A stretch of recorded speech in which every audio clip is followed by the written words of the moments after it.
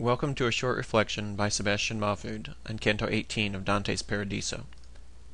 Christ said in the 6th chapter of John, "This is the will of the one who sent me, that I should not lose anything of what he gave me, but that I should raise it on the last day. For this is the will of my Father, that every one who sees the Son and believes in him may have eternal life, and I shall raise him on the last day." In this lies Dante's hope, as he's pondering the bitterness and sweetness of his future life to come.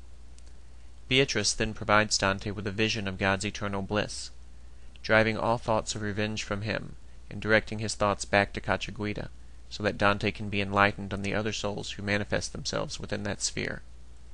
They include Joshua, who led Israel into the Promised Land, and Judas Maccabeus, who freed them from the Syrians. Charlemagne is there, whom, Ciardi notes, drove the Moors out of Europe, restored the empire, and freed the Spanish Church. So is Roland, who is popularized as having died in defense of Charlemagne's rearguard against the Muslims, but who really died in an ambush by Christian Basque. William of Orange, too, is there, as is his chief lieutenant, Renaudot Renaur. Godfrey of Bouillon is there, who became the first Christian king of Jerusalem after having led the First Crusade, and Robert Guiscard, who fought the Saracens in southern Italy. You can see the theme here.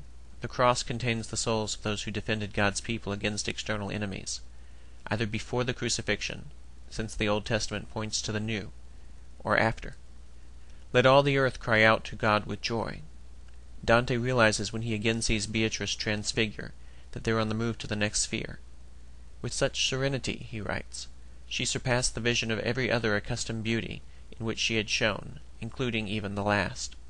It's important to note, if we haven't noticed it until this point, that it really isn't Beatrice who's changing, for as divine revelation she's already perfect in every way, and any change from perfection would include within it some defect.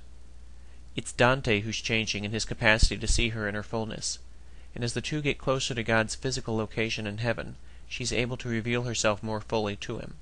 Suddenly, Dante sees the equivalent of a modern-day billboard spread out across space, in lights that appear to him in the form of words. Diligite justitiam, qui judicatis terram. Love righteousness, ye that are judges of the earth. Each of these golden lights contains a multitude of souls. So in this we find the character of the sphere. For Jupiter was also known as the temperate star, that which was the mean between the heat of Mars and the coldness of Saturn. Here we are in the heaven, as Ciardi notes, of the wise and just.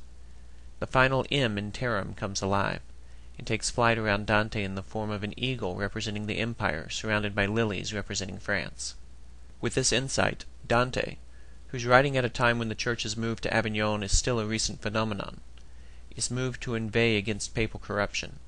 The thoughts of personal revenge against Pope Boniface VIII, whom Cacciaguida just identified as the instigator of his exile, have been transformed into a general cry for justice against the impostor in the papal throne, who scribbles excommunications, interdictions, and denials of justice, Ciardi notes, in order to cancel them again for a fee, demonstrating by those actions that he cares nothing for the fisherman, or old Paul.